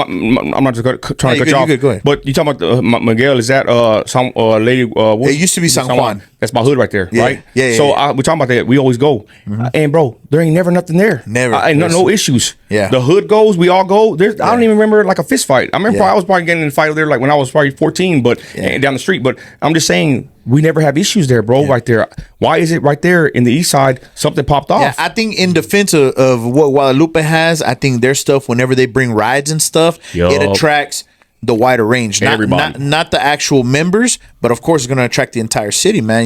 St. Anne's, you know the St. Anne's. The St. Anne's Fair is huge here. Whenever they had it, of course they don't have it anymore, right? But when the St. Anne's Fair used to pop off, man, it had the big ass fair, and then they had all the stuff for the church. It was kind of a separate deal. One, the little road in the middle kind of separated the thing, but they had issues on the carnival side mainly. They had issues, and so you're seeing the same thing kind of happening over here. And Guadalupe has been trying to expand because they make more money. I feel you got to make money for the church. I understand that 100%, but some of that's going to have to go to law enforcement. You get bigger, you need more security. And that's what we need, podcasts and voices like y'all and even me to bring these issues up. That way next time, bro, you know what? Next time if they come and do it, I think it needs to be addressed, and they need to address it, and they need to have proper security. I'm gonna do this right here. This is what I'm gonna say too. Again, I saw a lot of guys there, and I thought the adults would do this, drinking, chest out, bravado. Me to a certain degree, but after a while, you know what I did, bro? I said, man, I'm gonna start smiling at everybody, bro. Just relax. I'm gonna kick back. Somebody wanted whatever, but I'm not trying to act like that. But again, I never know, bro, how they want to approach me. But I told my wife, I'm gonna start smiling and just being happy. If someone looks at me, not saying I was mean mugging people, but I'm telling you, when you walk around, bro, and everybody's just all like on tough mode. I'm like, bro, for sure. You know what I'm saying? I just want my wife, I'm gonna go ahead and just smile and put off a good appearance. And plus, I'm kind of a public figure. I always kind of forget that, bro. Yeah. Like I'm from Southside Midland. I'm with my people over here all the time. I don't really leave, but when I go out here, I gotta understand that people recognize me. They might be, I don't want to say fans, but fans, followers, and there I am, like not mean mugging, but on defense mode. Yeah, and they're like, damn, I was trying to holler at him, and this fool's freaking mean mugging me. It's, bro, you know what I'm saying? but I get it. 100%. But like I said, at the same time, I'm protecting my family, myself, and I have to have that kind of shield up. And anybody out there, I'm sorry if you ever came up to me and was rude. I was rude about it, but I'm pretty sure it hasn't happened that much because it really hasn't happened that much. But I know Kill him with kindness, Nino. Kill him with kindness. I know, bro, and I'm working on it, bro. I'm not a perfect person. You know what I mean, bro? Absolutely. And it's probably hard because you're always on your guard. I'm always on my guard, bro. I get death threats. I get threats of violence, bro, insults. And if you're on social media, bro, you have to have thick skin. My wife's, man, 100%. I always say, man, if my wife came on my podcast, I'll probably blow up. She's very smart. She's the better half of me. We would do very well. But she told me, she goes, I can never do it because I'm so self-conscious, like a lot of women. She goes, I know they would tear me up in the comments, right? So she can't do this, what I do, right? If you're on social media, like, again, you're killing your ego and all that because people are going to criticize you. You're going to say something that's going to piss somebody off. They're going to threaten you. They're going to, talk ish. I ain't going to lie. I'm guilty of it myself. I throw it back at them. But you know what I did? I'm going to tell you one thing real quick. Dealing with this bond issue and just being so busy with it, right? I made a post on my big page, Nino America. I got 50,000 followers on Facebook, bro. And it's a monetized page. I got a couple of pages, but I digress. I made a post. I said, you know what? Due to time efficiency, I can no longer respond to any hater comments. I said I got too many good comments in here, too many good people to respond to, and plus I got so much things going on in life that I'm making a public service announcement. Any haters that comment on my post, you're not getting none of my time. Because how much time have we wasted? I don't know if y'all have. You're arguing with somebody, bro. Bro, all that time. I try not to get in with anybody. I might send a thumbs up or a little fire or something. You know what I'm saying? But I'm saying with me now that I realize how, well, of course, time is important for any man. But when you're on social media, like going back to what I said earlier about making content, you got to be efficient. And I've learned that me arguing in the comments, even for 10 seconds with one person, I do that 50 times a day, 20 times a day, that adds up, bro. And I'm losing time from other business, my family, whatever, fighting with someone that probably would never think like me. So I made that I got like 600 likes and all kinds of, kudos because they were like, man, that's a good idea. I said, man, I'm not wasting my time no more on the haters, bro, because I don't care what they think about me. And I'm wasting too much time even responding to them because it's a lot of them, bro. It's a lot of negativity. I feel you. The internet's full of it. And like you said, you're political, man. So it's like you're gonna get politics and religion, bro. Anybody listening, content creators, politics and religion are the two biggest divisive issues to make content on. You will not really grow. You can get shadow banned, restricted. I've been a victim of all that. Well, I'm not a victim, but I've been hit with all that. And I'm gonna tell you right now, if you want to make content, make it more overreaching, and watch out with politics and religion because that's the two most divisive issues, and you will suffer for it for posting about it, even if you are heartfelt and passionate about it, bro. Some people, let's be honest, how many people get on here and say, man, don't say I'm a Trumper, or don't say, God forbid, don't say I'm a Christian, right? Or whatever it is, because they already know. Once you say you're a Trumper, once they see you rocking like this, it's over, bro. They're gonna hate you. Yeah, it's crazy because we've had a little taste of that. You're much bigger than we are, right? But we get a taste of, on any level, you're gonna get a taste of it. You're gonna get a taste of it. We've been very lucky, and I've said this on another episode. We've been very lucky that when we bring people on, it's very like-minded people. And in some cases, we don't know. Me and you met for the first time today. Yeah, bro. Today, as you came through that door, so that people understand there was no preparation for this. Nothing. There was nothing that we said to each other. Nothing. We came in here, and I already in my mind, I'm here to give him interview questions and have him answer honestly. And it's been going very smooth. Why? Because we're not here to look for problems. If you're looking for problems, you're gonna find them. That's just what I say. Look at my page. A lot of problems. You're looking for problems, you're gonna find them. I think we've been very lucky, and the people that come on, very like-minded in both religion and politics. And that's not by design. We're not here vetting. We're not gonna vet anybody, and we do very little. Only what we need to do as far as before we get in here. We want to know a little bit about the person. Nothing crazy, but it's never gonna change our stance on whether or not you come in here. If I would have gone on your videos and I didn't like something, there's some stuff on there that maybe ain't for me, but I'm not gonna be like, man, you know what? Don't bring Nino on this show. That's not the right way to be. That's not the right way to be.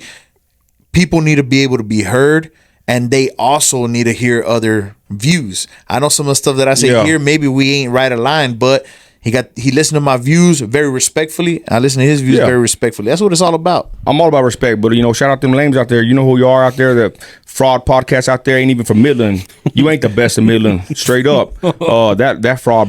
I've been blackballed a lot, bro. I feel you. And for right there, my wife, I even told my wife, I want to go in there and start calling a lot of people out. She's like, no, don't act like that, right? But at the same time, they need to be put in their place.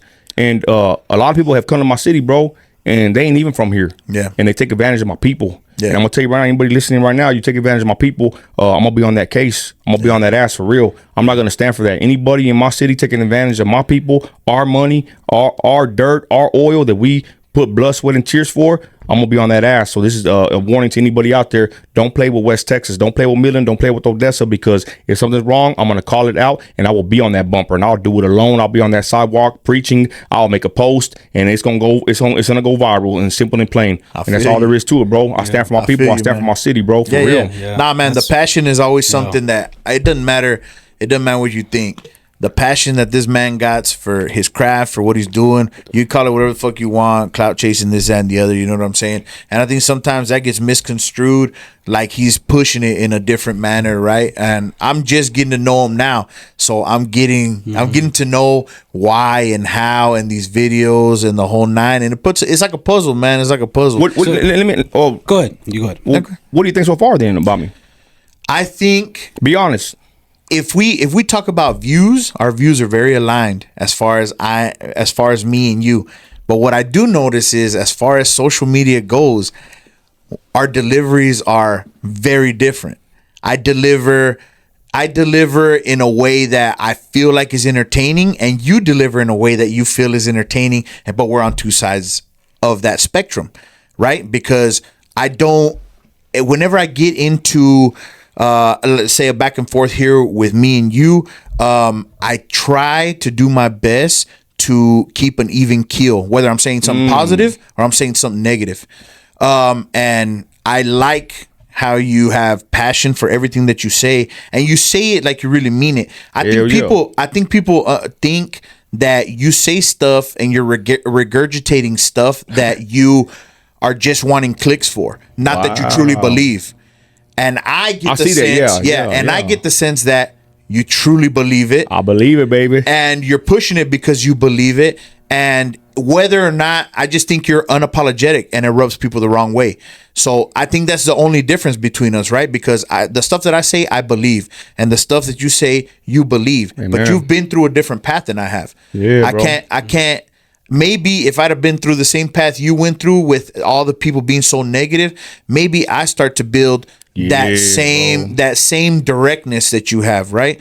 But I think as far as views are concerned, man, we're not far off from each other. And the people that are listening, the people listen to us and whatever, and maybe you like a calmer hand, a softer voice, or this and the other. I'm telling you, Nino America's saying the same shit, man. It's not that much of a difference. I heard you. I told my wife, I said, man, homeboy right here's bass. I'll be seeing you say some things. I'm like, damn, I'm surprised they didn't cut that part out. They gonna get them demonetized. Yeah, that's something we stood for, man. That's something we stood for. And I told Ricky, I said, it doesn't matter what platform we got to go to. I'm not gonna have anybody tell me what I'm gonna put on this podcast. Ricky's not gonna have anybody tell him what to put on this podcast. And I think just to show that, Nino America sitting right there. Let's go. Because if we cared about that, that wouldn't be happening. You got to keep doing it. I'm just going to say a couple things before I pass it to Brother Ricky here. But I only believe in two things, bro. My Lord and Savior Jesus Christ and my King James Bible. So for people that, sit there and say that I might say things for clicks and views, sometimes I say things, bro, and it's like, damn, I said it and it's out there. You know what I'm saying? Like, basically, I stand for what I say. I believe in what I say, and I just say it. Yeah, I don't sit here and just click and say, oh, let me get some clicks here. I said it earlier, bro. I actually post and go viral. Yeah. I do something and go viral. Yeah. I do something and then post it and it goes viral. I don't say, oh, I'm going to go viral and just go do it. Let's be honest. It's a new day and age. These smartphones, I bought me a 1 terabyte little thing that you can connect, bro. Where I can just stream to the app right there and save the memory on my iPhone, whatever. I'm an old man. I got so many tools at my disposal that I could click the phone, freaking record, post, podcast, whatever, monetize it, get views, get clicks, make some money, and I'll be eating a steak with my family at the house, bro. Yep. You know what I'm saying? You get so good at doing this. Don't get mad at me that you make a post. I'm not saying you, but if someone makes a post and it gets no traction, and I make a post and I'm not only getting traction and going viral, I'm actually making money off it.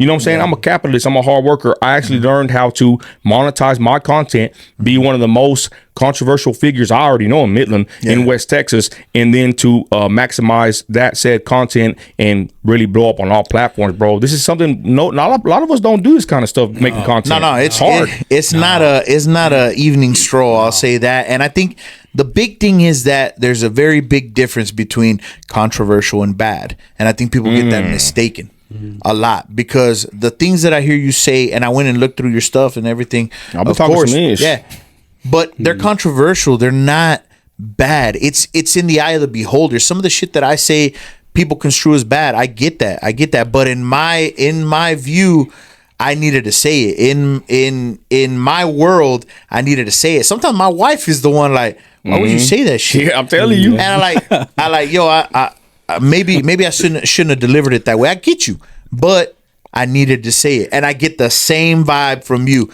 It's there. You needed to say it, whether it goes viral, not viral, or the video, or this. That shit is just flowing because people like the way you deliver things. People like the things that you say. It resonates, and I want to tell a quick story, but the Bible is controversial, so they say, right? Let it offend people. But it's really the truth.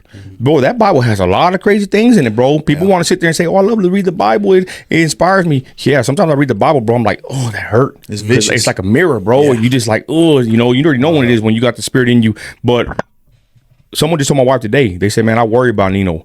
Man, they pass by my house, bro, and yell out Nino. I get so many people pass by my house and they're hollering at me, bro. I'm like, who the hell is that? A lot of people do love me, bro, because a lot of things I say, it resonates with them. And some people, bro, they don't have the platform or they don't have the courage. Not saying that they're weak, or they don't have the backbone, or they don't want to get in trouble, or they have a job, right? I'm self-made. I'm leased onto a company. I have my own truck and trailer. I can say what the hell I want to say, bro. I thank God for that. Yeah. So what I say, a lot of it resonates with a lot of people, bro. A woman told my wife today, man, I love what Nino says. I know they hate on him. I'll be in his comments and I'll be talking crap back to them. I love his stance on immigration, the border, and all this. My town's going to crap. A lot of people, bro, may hate me, but at the same time, a lot of people do got love for me, and I got love for them because what I say resonates with them. And my bad, Rick, I know you wanted to tell me something earlier, bro. Man, go ahead, bro. My bad, bro. No, honestly, it's great to hear you guys talk, bro. I mean, because honestly, I've always wanted to get this side of you. Yeah. And Jesus is just hitting them questions just right, bro. But no, I mean, like you said, though, with the way you are, your content, I mean, it comes out, it resonates with people. Like, I see it. That's how I came onto you.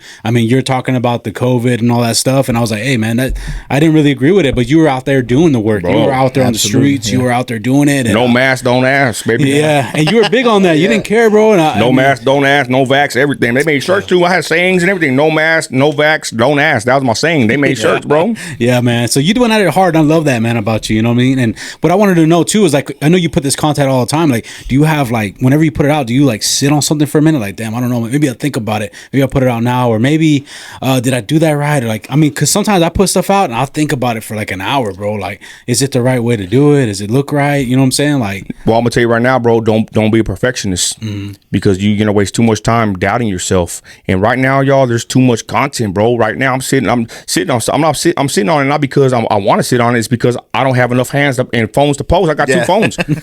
So I'm gonna give some game real quick. Anybody watch this long, man, put an American flag in the comments if you watch your boy this long. But I'm gonna say this, a little bit of game, what I did too, bro, because I need to put it out so fast.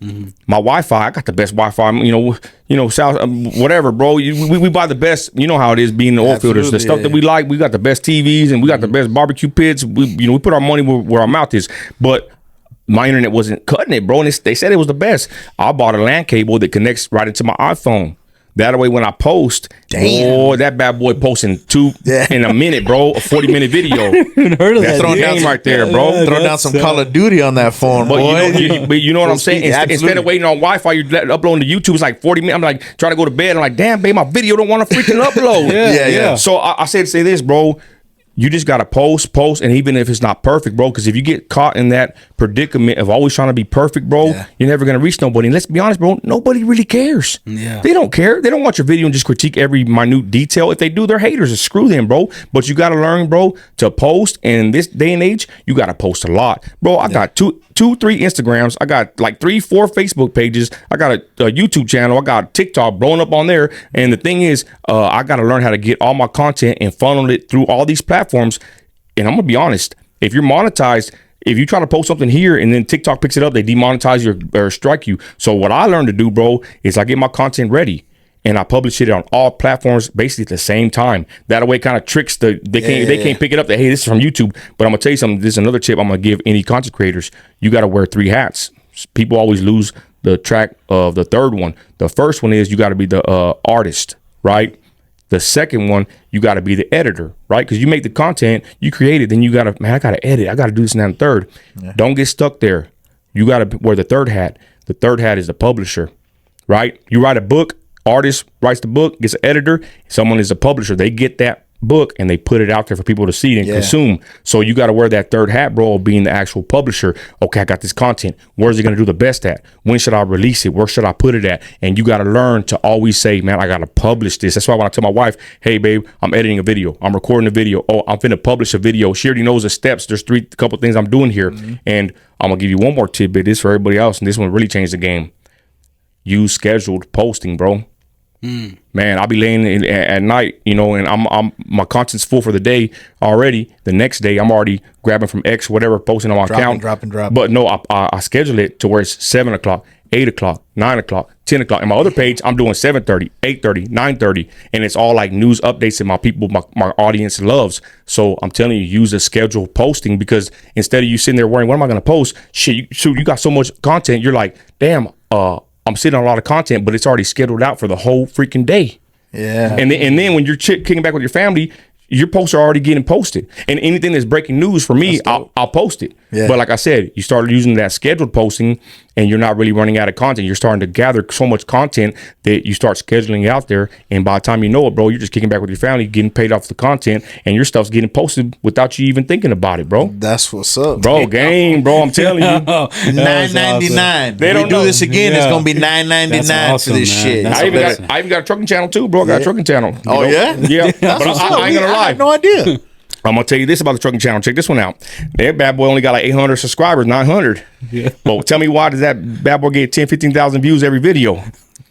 Shit, you tell us. Because everybody wants to learn about oil field trucking. Man, so hey, bro, so you know what I did though? I quit posting there. Yeah. I even tell them in the videos, I'm like, man, I don't want to even make videos for y'all no more at all, because giving out free game, bro. I don't want them coming over here. I'm gonna be honest, bro. But it's funny because when you make content, everybody listening, you have to make content for your audience.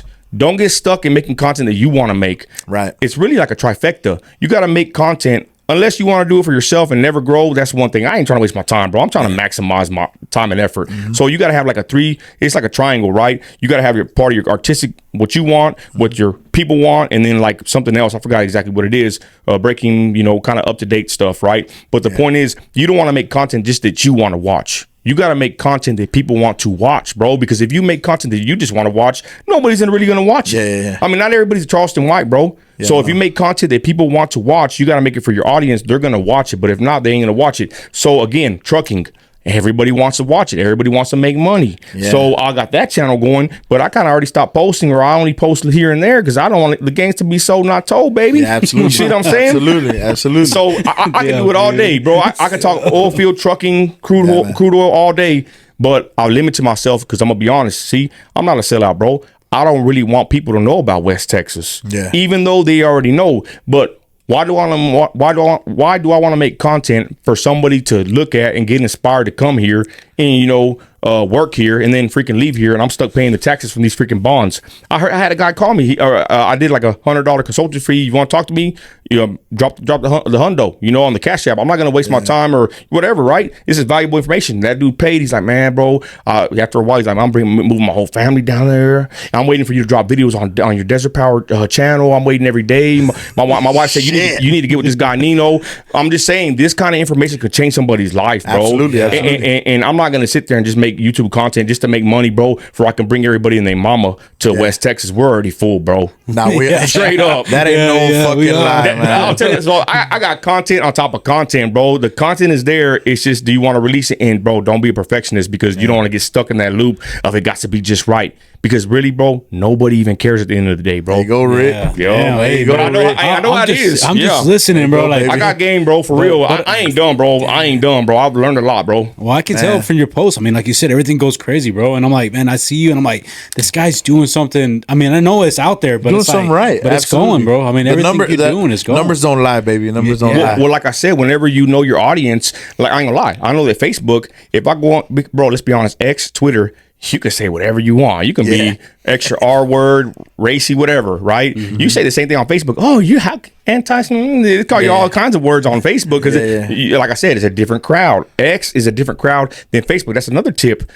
When you make your content and you publish it or you put it out there, know what platform and what people are there. They're not all, don't think because you got a big Facebook or Instagram or TikTok, whatever, that everybody from everywhere else is going to come follow you from your other platforms. They don't work. They're lazy. They don't want to follow you cross-platform. So you got to make your content for TikTok, for Facebook, and Instagram. But I ain't gonna lie, I post mine on everything and it usually goes. But I'm just saying, you got to understand there is a different demographic or crowd for every platform. So you try to put a post that's pretty good and racy over there on X, you put that bad boy on Facebook, you might piss a lot of people off because it might be a whole different generation of people that are Facebook, come on, let's be honest, it's kind of more the old school. You know, so it's a different crowd and different platform for everybody. That's true. I mean, we noticed it too on ours, like we're on X, Rumble and all that, and it's just different. Like I think our BKFC does pretty good on the Rumble, but it's not really much traction on anything else. But then when we come over to YouTube or something like that, a lot of people come on that, and X is just different. And then let me ask y'all this, because I know you got the YouTube channel. I'll check you out. I appreciate what y'all do. I think y'all are actually legends in the game. I appreciate but y'all are at a certain starting point. But just keep going. Of course, don't give up.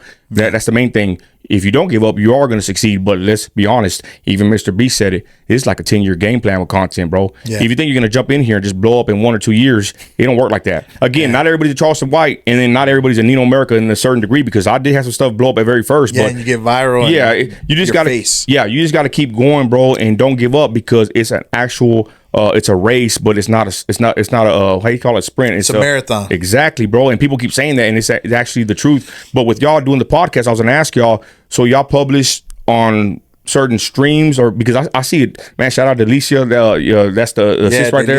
I see she be sharing y'all. I see y'all get shared quite a bit, bro. But I see this on Apple Podcast or something. So y'all have a whole different move. Spotify, Apple, and of course Rumble and YouTube is and we do X. We put their episodes out on X. Yeah, and I like when I start seeing y'all doing the little clips, bro. I'm like, man, I think I even messaged you, bro. Like, yeah, keep doing the clips, bro. They want to see the face with the audio. It'll go, you know. So that's good, bro.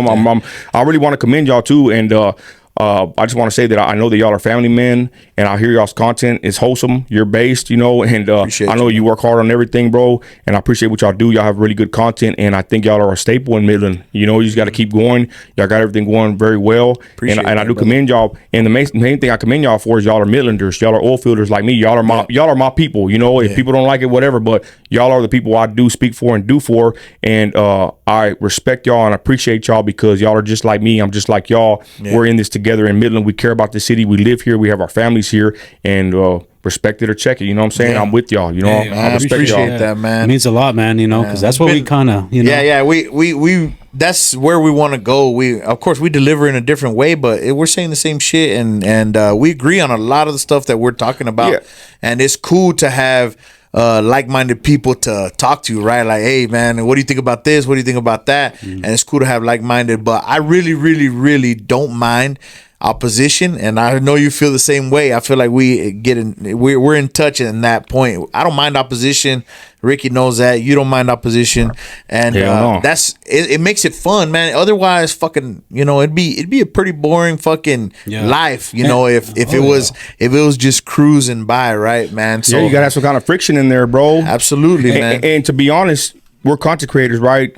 I would like to develop a relationship with y'all, because to be honest, bro, nobody really does this. Yeah, I know a lot of people make Facebook posts and they even pay you for your Facebook page nowadays. But in order to get somebody on the phone that's a content creator, it's not normal. This is not really normal for the most part. I got a homeboy in Cali that he does podcasting. Now we're good friends. A friend in Arizona, he's a YouTuber. And I'm just saying, it's good to build bridges and connections with like-minded people, especially in the same field, not just the oil field. We already know that's how we make our money, but with content, because not everybody's a content creator. I can't talk to you about ad revenue or monetization. I mean, I can't talk to someone else about it, but I can talk to you about it. Right. Y'all speak the same lingo. Yeah, and we're listening, bro. Yeah, hell yeah. No, hell yeah, man. I learn from y'all too. I see y'all's podcast. I see how y'all doing, what y'all got going. But like I said, when I go to the barbecue, go with my family, I'm not.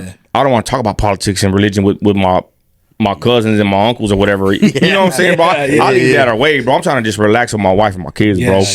And that's awesome how you look at it, man. I mean, because that's how we are. I mean, you have to, bro. Dude, you gotta break away, man. You gotta break away. I know, bro.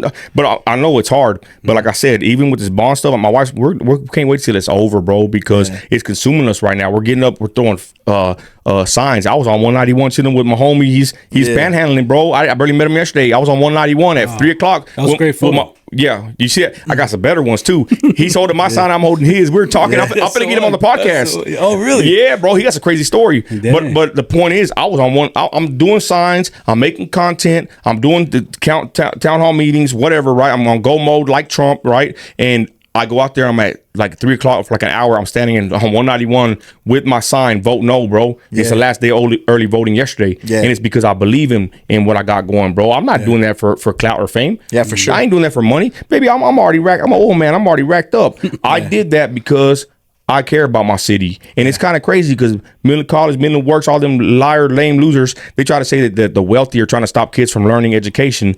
First of all, don't shame the wealthy. First of all, but second of all, look at that picture. Very polarized, very captivating. I'm sitting there with the man that's homeless, standing next to him, having a convo the whole time, holding up signs, and even he's against this bond, bro. Oh, but I'm the wealthy opposition of the city. That's freaking crazy, bro. Nah, man, it doesn't. It affects us all, man. It affects us all, and we're like, we're trying to be like, what do you want to call it? I tried to ride the line of freedom. Amen. And what I mean about that is you have the freedom to say what you want to say without having anything behind it, right? You don't have nobody behind you like, hey man, here's this much feria for you to say nah. That's not what's happening. And I get it. It's genuine that you really, really fear what this fucking bond is gonna do. Yeah, bro. And yeah, man, I feel that, and hopefully everybody out there feels that. And the only way you can fucking stop it is go to vote.